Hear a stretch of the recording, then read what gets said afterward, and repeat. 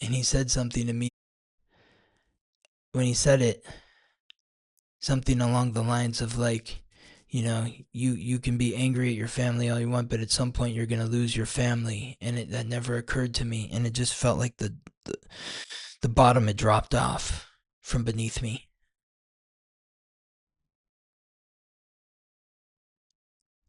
I felt like I was falling. And I don't know how, but I got my dad onto the bed and I was literally on top of him. And he, at the time, only had one eye because he had lost an eye from ocular melanoma. And I was on top of him. And I saw his one eye going back and forth between my two eyes, and I saw so much anger and rage in him. And I just told him that the reason why I felt this way was because you had hurt me when I was a child. You're the first person I ever loved, and you broke my heart. You hurt me. And I said, I forgive you for that, though. I forgive you for what you did to me. Welcome to the Weekly Transit, your guide to understanding the current planetary and astral alignments. Together, we'll explore how to harness these cosmic frequencies, empowering you to reach your highest potential as you navigate the days ahead. I'm your host, Scott Tajarian. Welcome to the Weekly Transit, this week of December 22nd to the 28th. This week we will be covering only 4 transits, highlighted by Venus's transit into Capricorn. A much lighter week this week than what we've been previously used to over the last several weeks. I don't even know how far back, maybe last 2 months, maybe every week except for one that I can remember had at least 9, 10, 11, 12 transits. We've been going through it. And so hopefully this week with the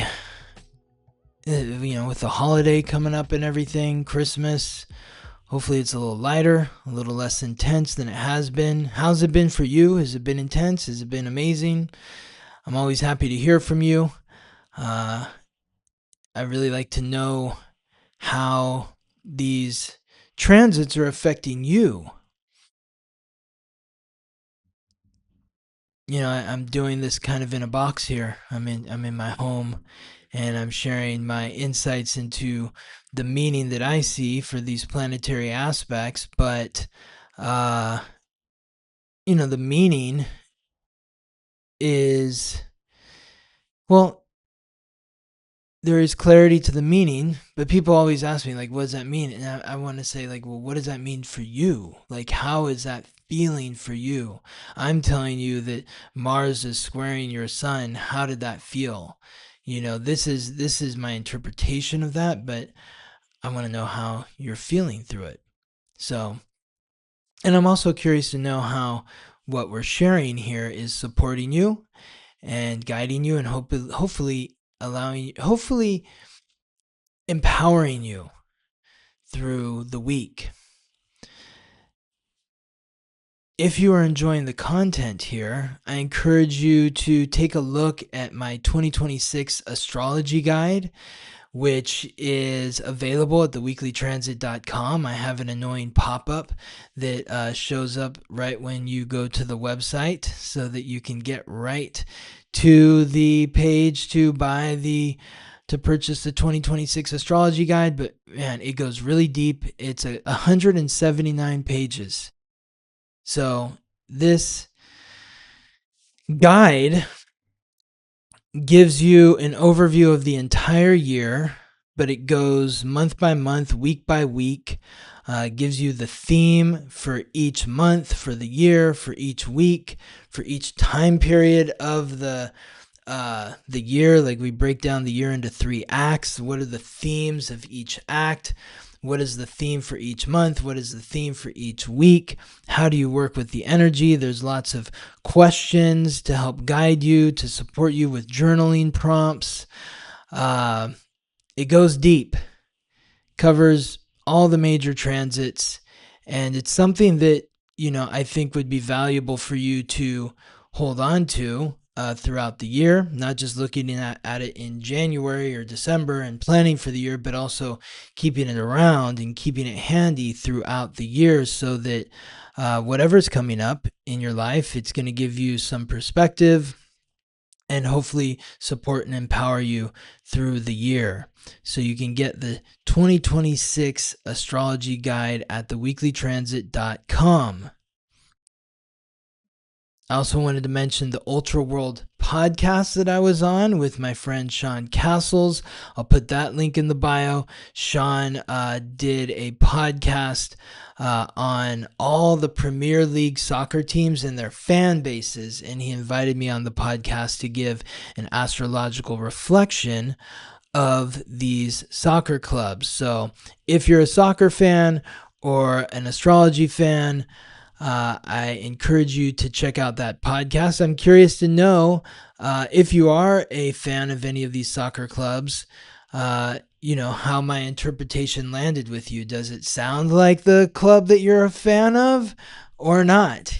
Because I'm not too familiar with soccer or the Premier League. I mean, I know the names of the teams, but I'm not adept with the fan bases. So I'm curious to know if that lands for you, my interpretation, because I'm totally flying blind. I'm just looking at the planets and stars at the moment. The club that we were talking about, each club we talk about the time that it was founded.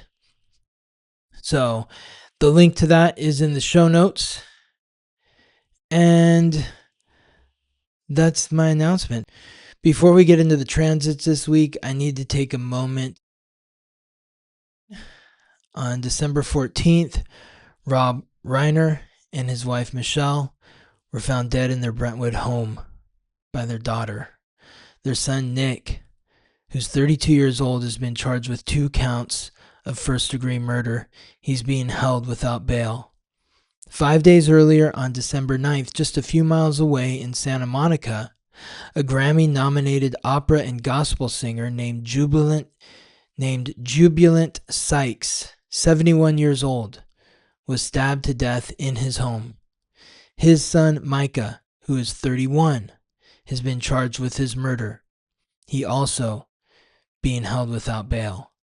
2 fathers, 2 sons, both in their early 30s. Both allegedly used knives. Both had documented struggles. Nick with addiction going back to his teens. Micah with schizophrenia. In both cases, the parents had recently been hopeful. Rob said in an interview just a few months ago that Nick had been clean for over 6 years and he was in a really good place. Neighbors said Jubilant recently told them Micah was doing really well. And then this. I'm not going to get into the specific astrology of these individuals. Even if I had accurate birth times, it feels too raw, too sensitive for speculation. But I have to acknowledge what's happening here because it's hitting me in ways I wasn't prepared for. My twins were born in Santa Monica on December 2nd. 7 days later, Jubilant Sykes. 12 days later, the Reiners in Brentwood, right near where my nephew goes to school. And Rob Reiner, I have a history with Rob Reiner. When I worked in publicity, my boss handled Kate Hudson on a film he directed. I waited on him and his family at a Korean barbecue in Beverly Hills probably 15 years ago. Stand By Me was the first rated R movie my parents let me watch. Only R for bad language, they said. When Harry Met Sally is my all-time favorite romantic comedy. My name is Inigo Montoya. You killed my father. Prepare to die. I'll have what she's having. You can't handle the truth. These lines live in our collective consciousness because of him. A master of fantasy across genres nobody else could cross. And with Neptune at 29 degrees Pisces, the final degree, where it's been for 14 years, there's something about this. The fantasy falling away. reality breaking through in the most brutal way imaginable. Last week I talked about Sylvester Stallone and his relationship with his father and his son. I talked about Sharon Moore, the Michigan football coach, and his 3 daughters. I've been sitting with Fatherhood for weeks now, trying to learn vicariously rather than suffering through my own experience. That's what the North Node in Pisces asks of us. To carry the pain for a moment, to feel into it even though it's not ours, so that we might learn something. But I don't have answers here. I can't explain the karmic lesson of a child killing their parent. I wouldn't wish that on anyone. Nobody deserves to experience that, not the parents, and honestly, not the sons either. Whatever broke in them, whatever pain or illness or darkness led to this, that's suffering too. What I can do is acknowledge it, witness it, and ask you to sit in the discomfort with me for a moment. Not to make sense of it, just to feel how fragile this all is. How much unprocessed trauma lives in families. How much healing still needs to happen on this planet. And how much is being called right now in this moment with Jupiter retrograde in Cancer, squaring Chiron retrograde in Aries. Saturn and Neptune in Pisces. Take care of yourself. Love yourself. Hold your people close. This is a time to be honest about your fears and insecurities. Okay, let's get into the week. So the first aspect of the week, or the first transit of the week, is Venus in Sagittarius squaring Neptune in Pisces. Last week we talked about Venus in Sagittarius squaring Saturn in Pisces. Venus has moved on and squares Neptune at the final degree, 29 degrees. This transit occurs from December 21st to the 24th, Sunday to Wednesday, with the exact square occurring on Tuesday, December 23rd.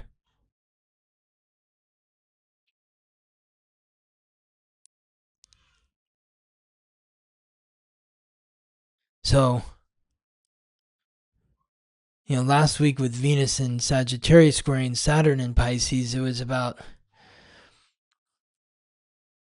taking responsibility for uncovering the truth that exists within your relationships. Taking responsibility for your own personal psyche, the guilt, the shame, the regret, the blame that you have within your relationships. It's about being honest about it.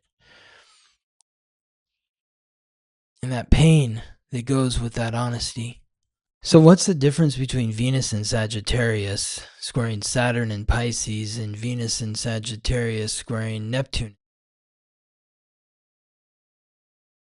I would say that the harder aspect occurred last week because that was coming to terms with the hard truth.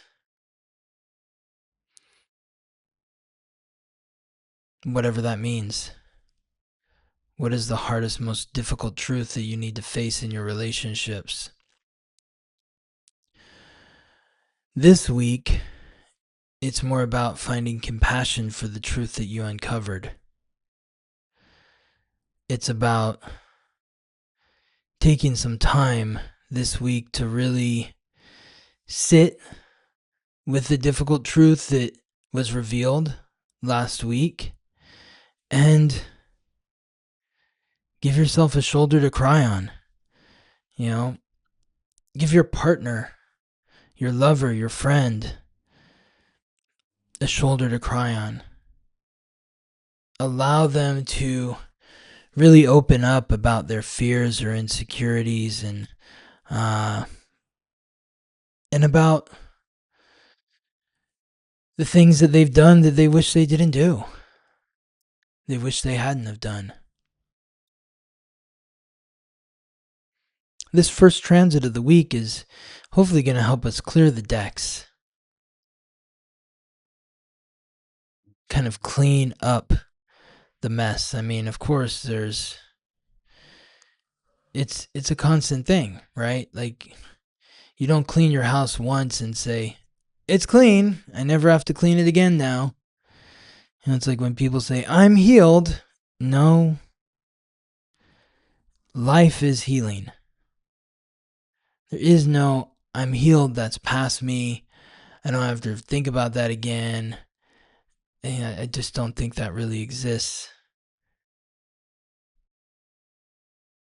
The trauma you've experienced is always going to be a part of your life.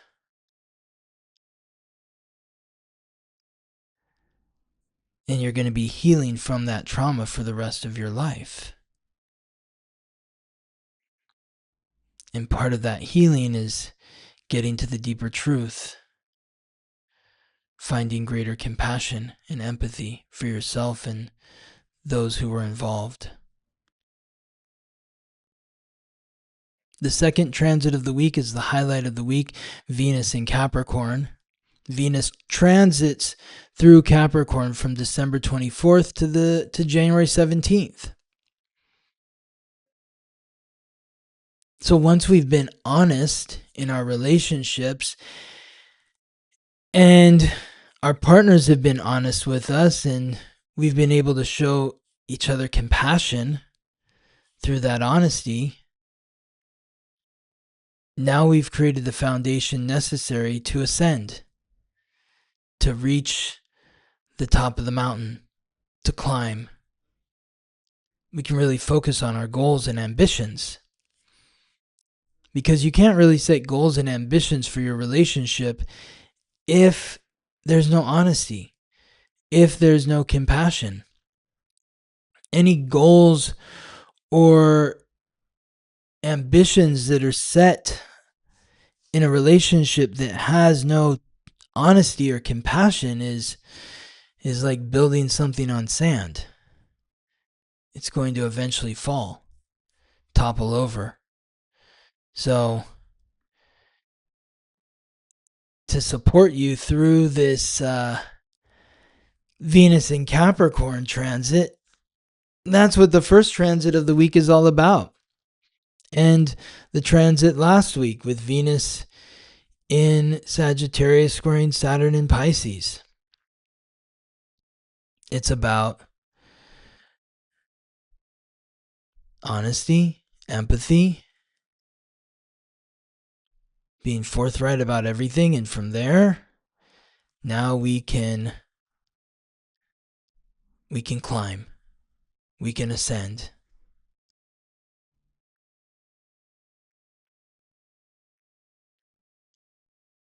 And Venus in Capricorn sets a very high standard. So what are your standards in your relationships? What are you looking for in a lover, a business partner, a best friend?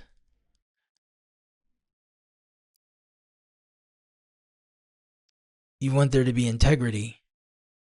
What does that mean for you?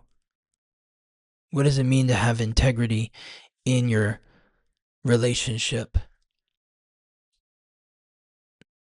For me, anyone that I'm in partnership with, I want them to be able to hold themselves accountable. I really disdain trying to always have to remind people, well, you said you were going to do this, or and then I become a nag. Like, no, who wants to be a nag? Nobody wants to be a nag.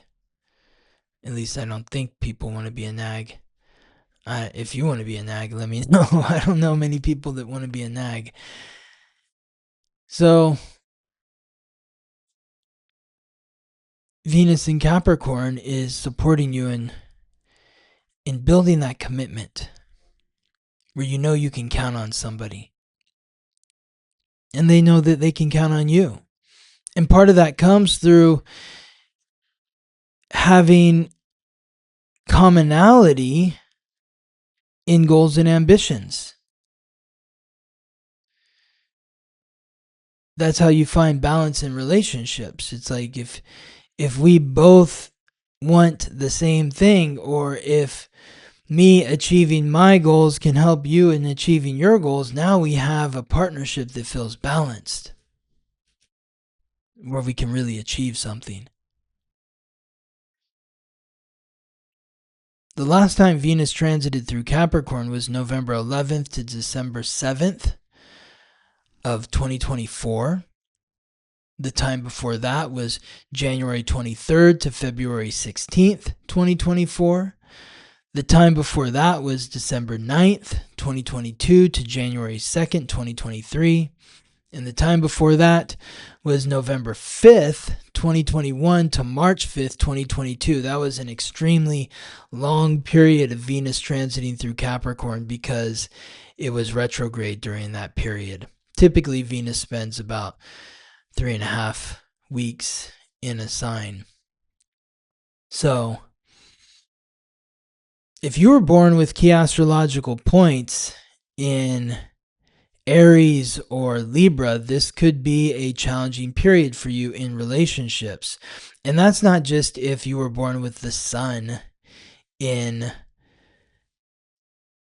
Aries or Libra. And I think about everybody who was born between 1973 and 1984. If you were born during that time period, you were born with Pluto in Libra, which means that during this period of Venus transiting through Capricorn, you're going to go through a death and rebirth of your relationship. It could mean a breakup. Doesn't have to be. But your relationship may come to a crux where you have to let your partner know that this isn't working and something needs to change. And that's that accountability, responsibility piece. If you were born with Mars in Aries or Libra, there's going to be a conflict that comes up during this period. And that conflict is hopefully bringing to the surface whatever needs to come to the surface so that we can see the cracks in the foundation. Are there cracks in the foundation? Somebody hasn't been holding themselves accountable. Somebody said they'd be responsible for this and they haven't done it. Of course, if you're curious to know how this transit of Venus in Capricorn or any other transit is affecting you directly, I encourage you to contact me for a reading at theweeklytransit.com. And that just reminded me of like the biggest announcement of the week that I totally forgot.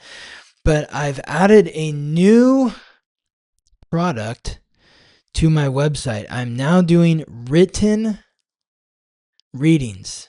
This is a 25-page interpretation of your astrological code, your sun, moon, and rising sign, all 12 houses, every planet, every major aspect. For every placement, I walk you through the gift and the challenge, because there's nothing inherently good or bad in any chart. Fire can warm a room or burn down the house. Water can nourish you or drown you. It's all how you're working with the energy.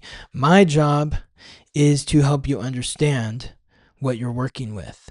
I also use degree theory throughout, which adds a layer of nuance that most readings skip entirely. And I cover your North Node and South Node, which is your soul's purpose, where you've been in past lives, where you're headed in this one. The goal for this is to be a companion for your life, not something you read once and put in a drawer, something you return to when you need clarity, when you feel stuck, when you're trying to understand yourself more deeply. I've written sample readings for Princess Diana, Jimi Hendrix, and Steve Jobs. They're on my website at theweeklytransit.com, so you can see the depth and care that goes into each one before you commit. $227. If you've ever done a reading with me, email me. I'll send you a discount code for $36 off, so $191. And if you're scrambling for a last minute Christmas gift and you know somebody's birth date, time, and location, this is something they will keep for the rest of their life. Go get yours at theweeklytransit.com. Okay, the third transit of the week, the sun in Capricorn squaring the moon in Aries. a.m. Pacific time on Saturday, December 27th. So this is a couple days after Christmas. Tension here between goals and ambitions and emotional impulsivity. The sun is vitality. Capricorn, the cardinal earth sign, symbolized by the ram and ruled by Saturn, the god of wealth and time. So again, that theme of responsibility, like we were talking about with Venus in Capricorn. Now the moon, the planet of emotions in the cardinal fire sign, symbolized by the ram and ruled by Mars, Aries.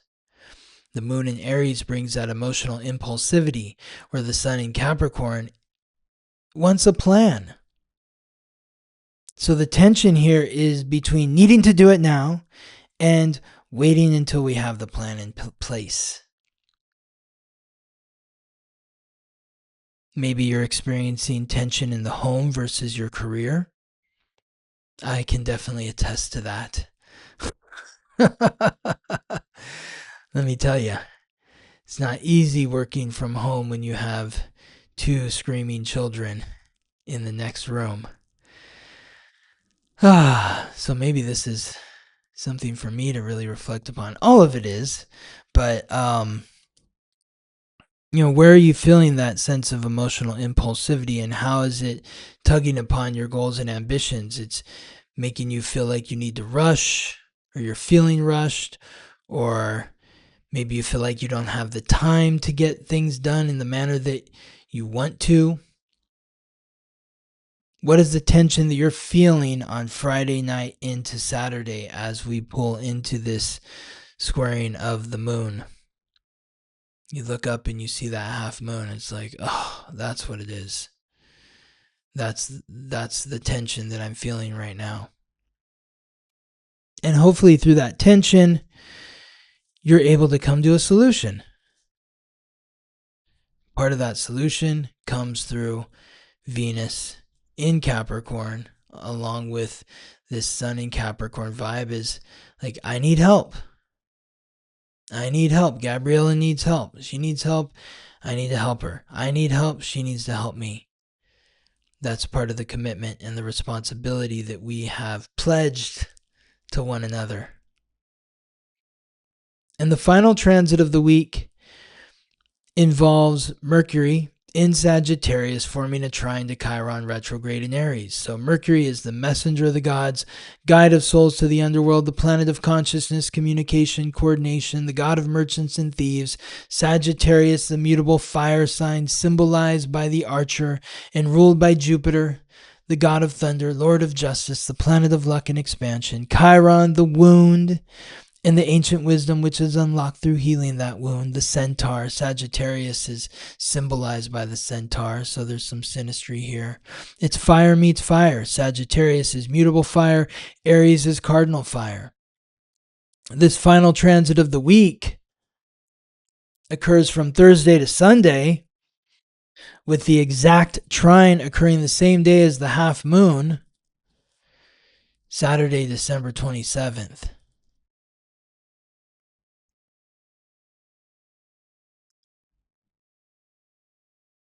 So as that tension builds between your goals and your aspirations and your identity or your personality, and that impatience to get to where you want to go, I just want to be at the top of the mountain now. Mercury in Sagittarius trine Chiron retrograde in Aries is giving you the words to share your fears.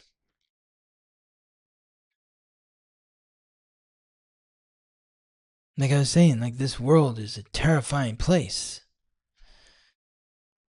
I think part of what makes this world terrifying is so many people aren't willing to admit their fears, their insecurities. They shove it down, deep down. No, I'm not afraid. That doesn't bother me. And then one day they just snap. Because you can't hold it in. Mercury in Sagittarius, Trine, Chiron, retrograde in Aries is like, do you have the courage to be honest about what you're afraid of?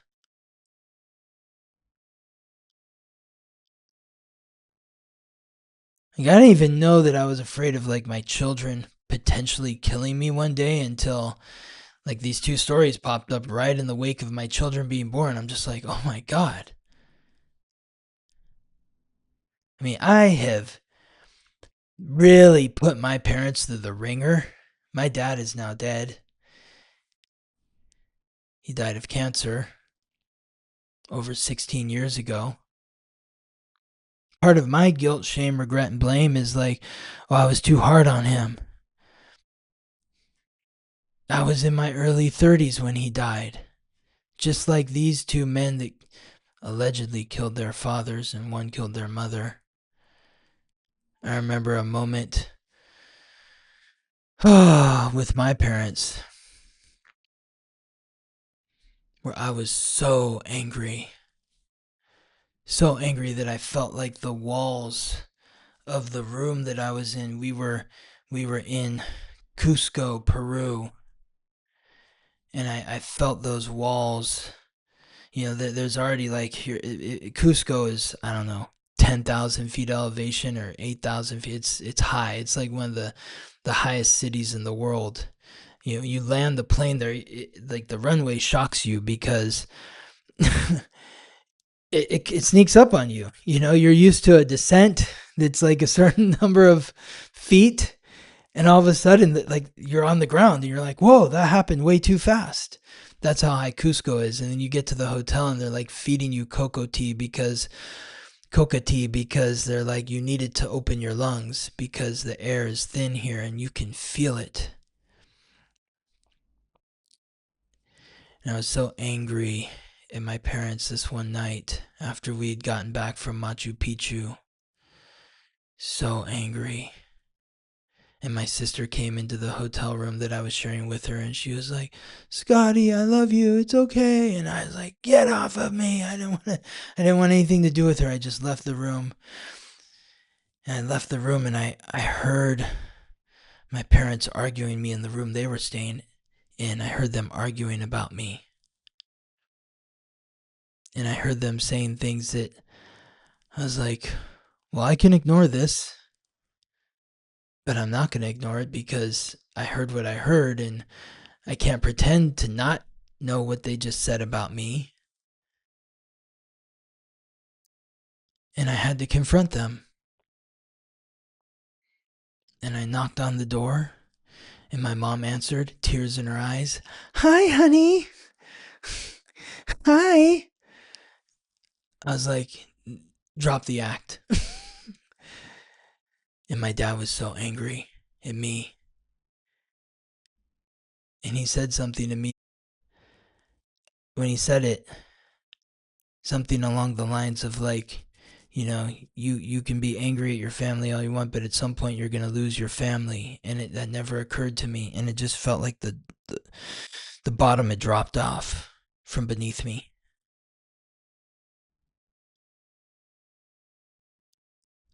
I felt like I was falling. And I don't know how, but I got my dad onto the bed, and I was literally on top of him. And he, at the time, only had one eye because he had lost an eye from ocular melanoma.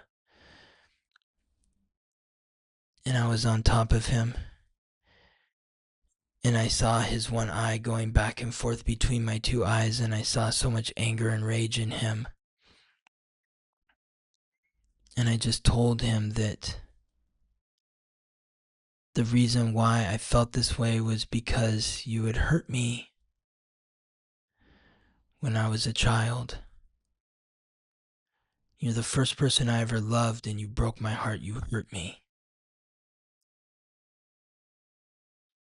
And I said, I forgive you for that, though. I forgive you for what you did to me. And I got up and I said, I love them. And I left. Everything that my dad was doing that annoyed the hell out of me didn't bother me anymore.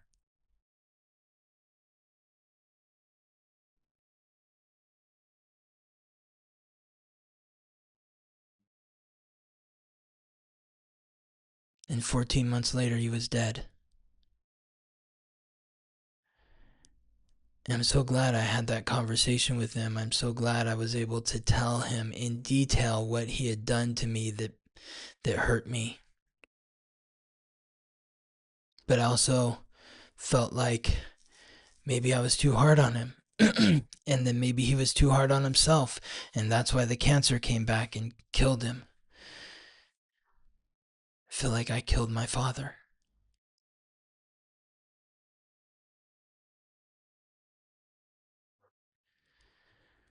Whew. And I just had 2 kids. Wow, what am I doing? But this is what Mercury in Sagittarius, Trine, Chiron, Retrograde in Aries is about. It's about being honest about your fears and insecurities.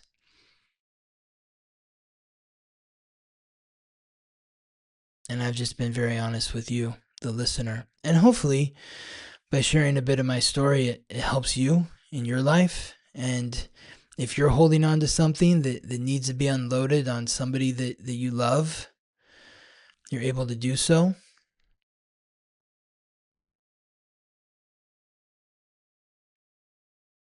God, Gabriella did that to me a couple times this last week.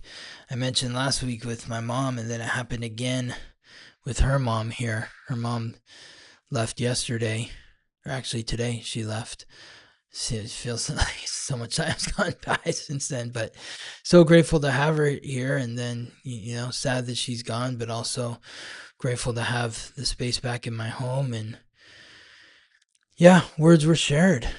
And it wasn't easy for me to hear Gabriella's reflections of the things that I was saying or my behavior. This is just a time where we have to be really honest with each other, but we have to be compassionate with one another. And, the honesty is good. And yes, the truth is going to hurt. But hopefully it will help us, it will help set us free so that we can move forward in a way that's positive, in a way that's confident and courageous and authentic, where we're not hiding, we're not pretending, and we're not lashing out at each other in a violent way.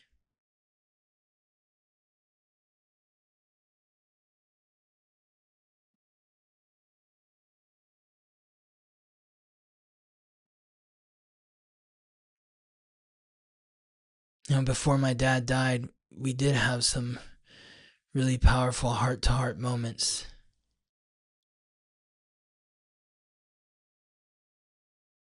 I'll just leave you with one story because I feel like it's powerful.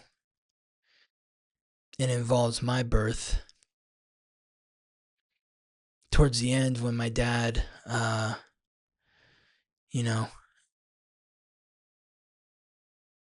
I pretty much knew there was no going back now.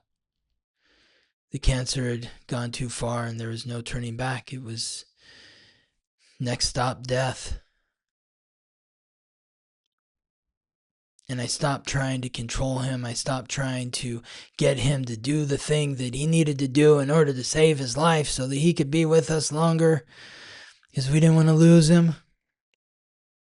I'd reached the point where I was like, he's going to die, and I just need to support him in his death. And suddenly my mom and sister became the ones, they took over that role that I had championed, where I was like, come on, Dad, you have to do this. When they were in the background, and now they were doing it. And I could see it just really just eating away at both of them. It was hard to watch, but I couldn't be in that role anymore. And one of those moments was when my dad was getting some treatment down here in Southern California. and my mom went back up to Central California just for the night so that she could sleep, because she was so sleep deprived. My dad was in so much pain all night long. There was no sleeping. He needed help and comforting and assistance and help to go to the bathroom all night long. And so I told my mom, you go up there, I'll stay down here with him. And my sister came over, and I remember I went to pick up some food, and my dad wasn't eating because there was so much pressure of his liver on his diaphragm. Like, he could barely talk, let alone eat. And my sister was trying to encourage him to eat. And we were staying in like this hotel room where it had like a little kitchenette and a counter. And she's like, come on, Dad, come and sit at the counter here. He's like, I can't. It's too much pressure. I can't eat. I can't swallow. I can't talk. And I just lied down next to him and said, Dad, I just want you to know how much I love you and how grateful I am for you. Because on the day that I was born, you were so excited. You didn't know if you were going to have a boy or a girl. Mom was getting a C-section. You couldn't even be back there you couldn't even be with her when she was in labor. You were in a hospital waiting room for hours on end. You took a tape recorder with you, and you recorded all the conversations. My dad was a Gemini Mercury and a Taurus sun and moon, so he loved to just talk to complete strangers and ramble for hours on end. Was very popular, very enduring guy. Virgo rising, very humble. And he had this recording of all the conversations he was having with people in the waiting room the day of my birth. And I said, you loved me so much, you didn't know who I was or what I was, but you loved me so much that you made this recording.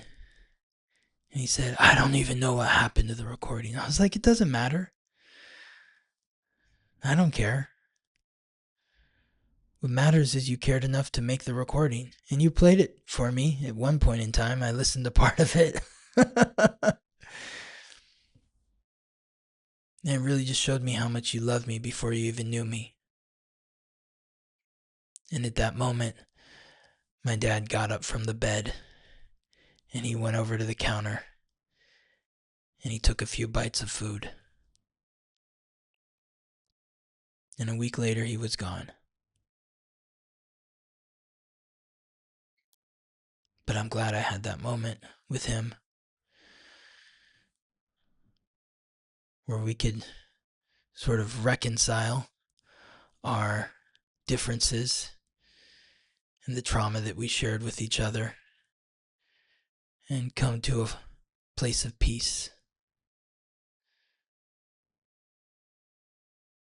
And the last words we said to each other before he died was, I love you and I'm proud of you.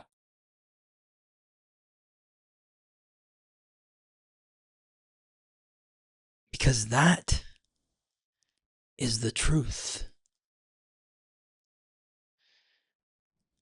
You know, when you think of family,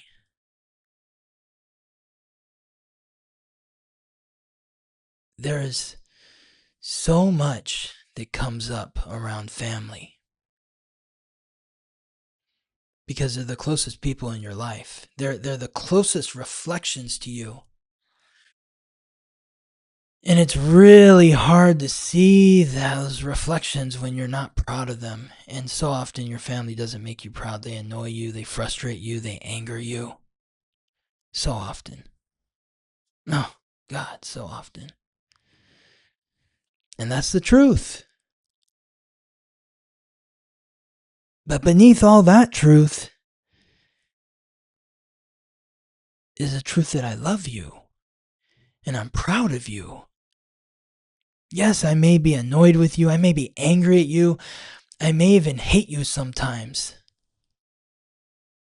But beneath all of that is love.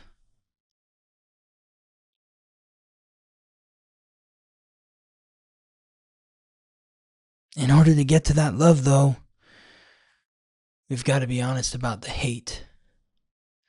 We've got to be honest about all the things that annoy us, all the things that frustrate us. Because it's by being honest about that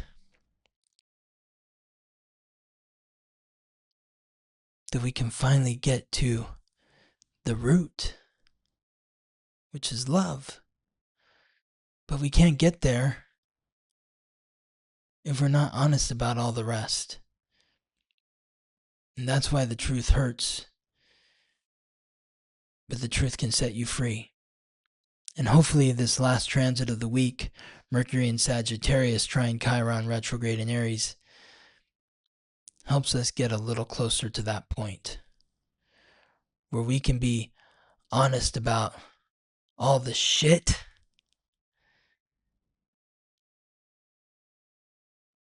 so we can get to those fresh diapers. I hope this has been helpful to you. I'm so grateful that you're taking the time to listen to what we have to share here on this podcast. I hope the message here empowers you through the week. And I'll look forward to reconnecting with you next week. Thank you for listening to the Weekly Transit. If you're curious to learn how these transits or any other transits may be affecting you, or if you're interested in learning more about your astrological code, contact me for a reading at theweeklytransit.com. This episode was produced by me, Scott Tajarian. Music written by Ben Leinbach from Listen Deep by Amber Herzog Lyman. Wishing you all the best as you ride the planetary waves.